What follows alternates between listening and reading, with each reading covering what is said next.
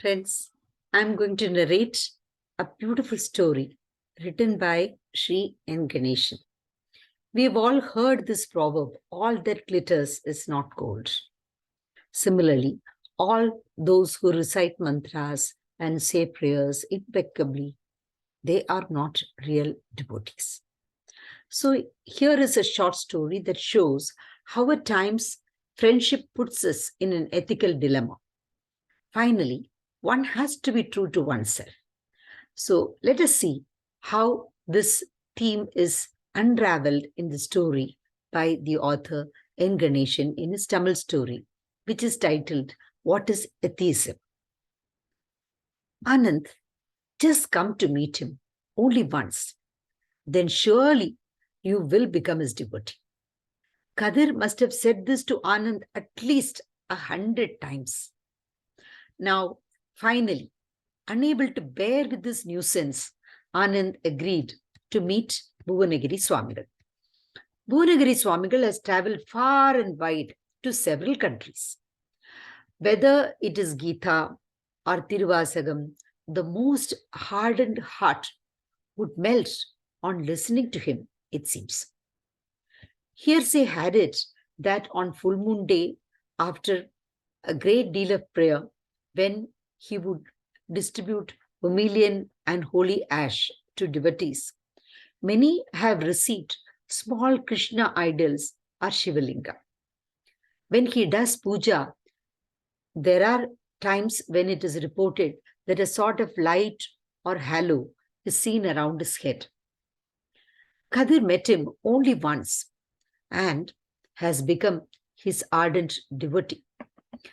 It seems whoever Swamigal accepted as his devotee received from him a chain with this picture on the pendant. In the first meeting itself, Kadir got this, and he came back with a lot of happiness.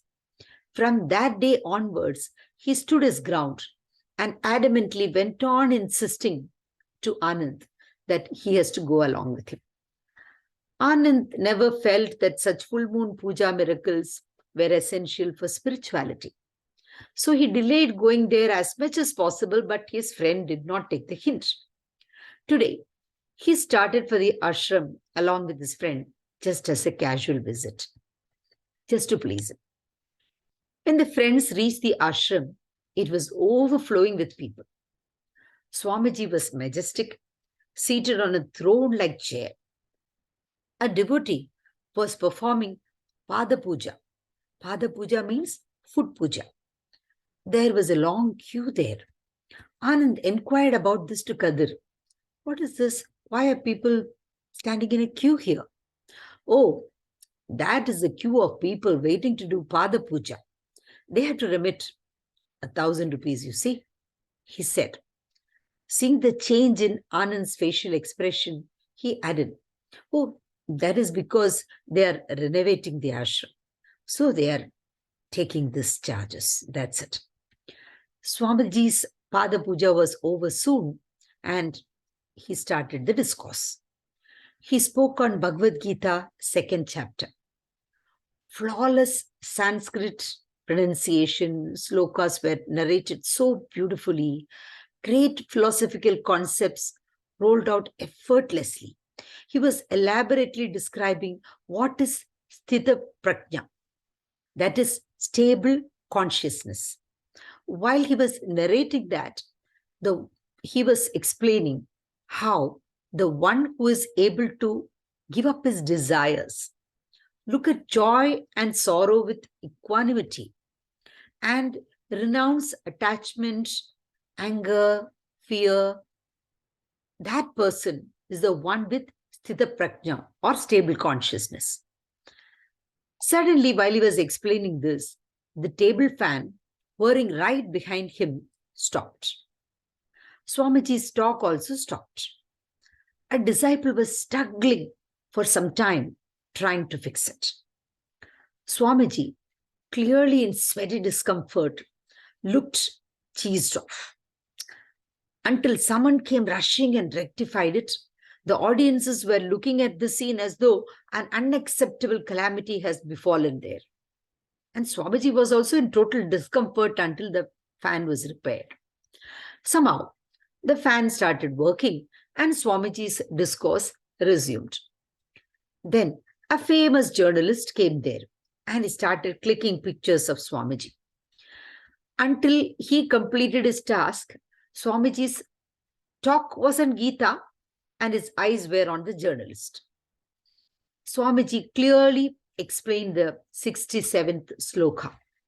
Just as a strong gust of wind sweeps away a boat on an ocean, any of the five senses, if unbridled, can sweep away our wisdom.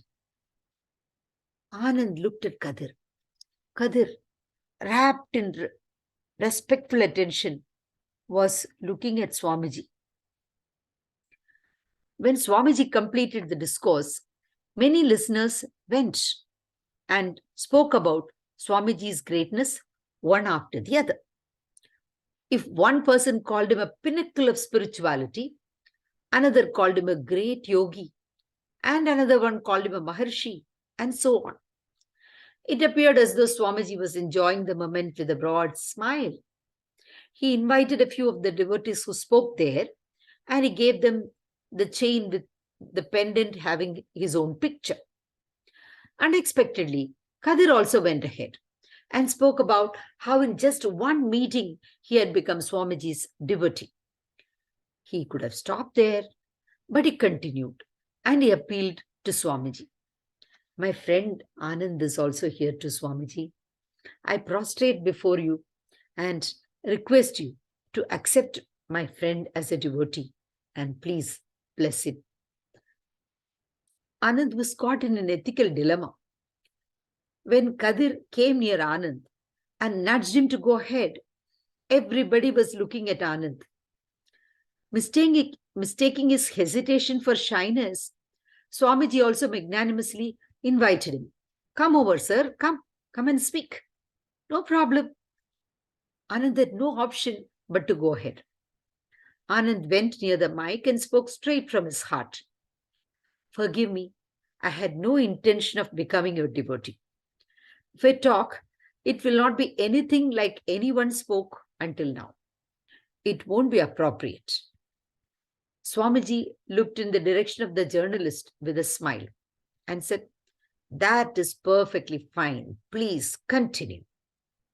Anand felt as though Swamiji considered this as an opportunity to counter any of his criticism with quotes from Vedas and spiritual literature and impress the journalist.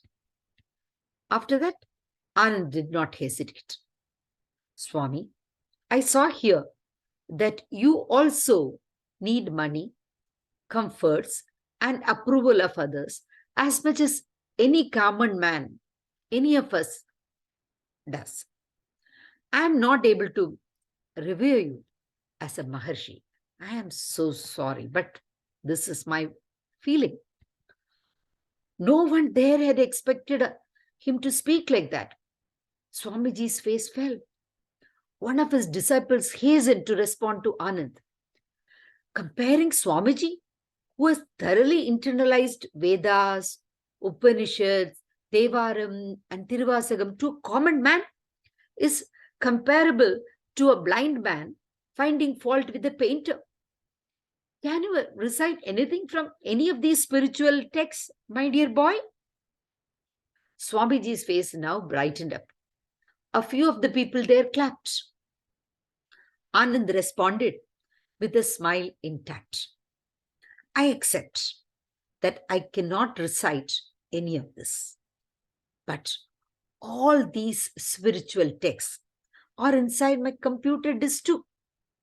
For that reason, do I pay obeisance to my computer? Just with the knowledge of all these, a person does not become a Maharshi. Only a person who lives by these principles every moment of his life is a Maharshi. Once upon a time, we had a person who lived in Tiruvannamala who deserved to be called that. A few of Swamiji's devotees began to scream, hey, and drown his voice. The ashram became a mini assembly. Anand got out very quietly.